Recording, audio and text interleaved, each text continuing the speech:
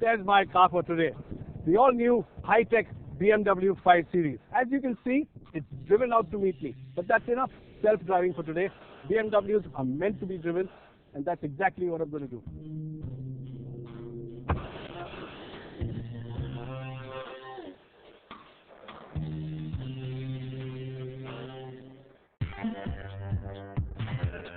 BMW says its new 5 Series is a massive leap forward in almost every area. It says the new car is more comfortable, better built on the inside, more lavishly specified, and of course, nicer to drive. And that's a huge improvement over the earlier car, which frankly drove like anything but a BMW. So just how much better is it? And just how good is this car on our weather-beaten roads? When BMW launched the new 5 Series in India somewhere around June or July, it will be topped by this car, the new 530D. And the 530D will come with the M Sport package as standard. That of course means adaptive dampers and other tips and tricks to make your driving experience a whole lot of fun. Of course, as far as diesels are concerned, you'll also get the popular 520D. So the range will start with the new 530i. Now in the past, the 30i used to be a 6-cylinder, but this time around it will be the turbo petrol 2-liter that will be the entry point. And BMW promised a real killer price for that car. Should be interesting. Killer price indeed. BMW is talking of an expected price of between 52 and 65 lakhs. The first thing I pay attention to is just how well this car takes to being driven in a sedate and relaxed manner. Put the car in comfort and the BMW cruises like a pro. It's extremely silent under the hood, even when you tap the throttle. The adaptive dampers make the suspension go supple and soft, and though you can feel a few of the bumps, like the ones I'm driving over right now, this car is extremely comfortable to sit in. What also works quite effectively is BMW's adaptive mode, the system that automatically stiffens or softens the suspension. So ride is soft and supple when you want it to be, and then when you want to put your foot down, the car senses it and stiffens up quite nicely. When it comes to driving pleasure, BMW has absolutely nailed it.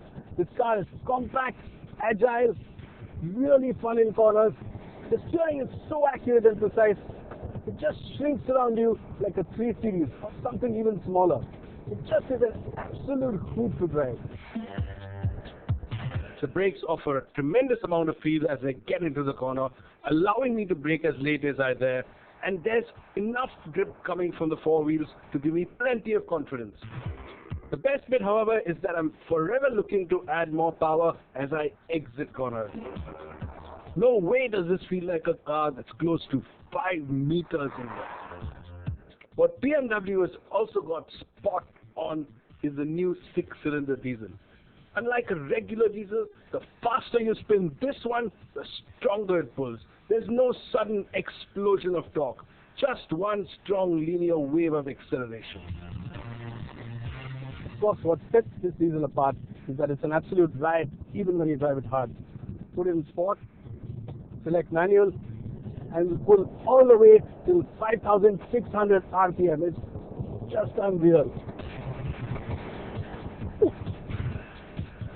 It really does have the ability to pin you in the back and keep you there. 265 horsepower, 0 to 100 in a claimed 5.7 seconds. That's serious performance. And this new motor is also more refined. The mid-range is smooth, like the engine's gargling rubber bullets instead of ball bearings, and at low engine speeds, it's much quieter too. While the new 5 is fabulous to drive, A lot of the owners will occupy the rear seat, and that's what I evaluate next.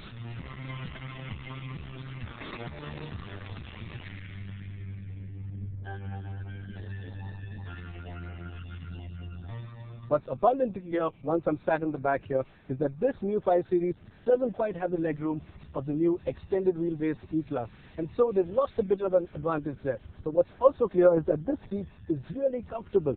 Thigh support is excellent. The backrest, though a bit upright, is pretty good. You've got a lot of support for your elbows, and BMW has used some of the best quality Nappa leather on the seat. It also comes with a lot of tech. You, for example, get this remote for the system you can use in front. You get these 2 big screens here. There's a blower control here, cup holders. It has the works. BMW, however, gets its own back once you go up front. The larger front seats are more supportive and comfortable. Quality levels are a notch higher. And though I looked and looked, there are just no poorly built bits here.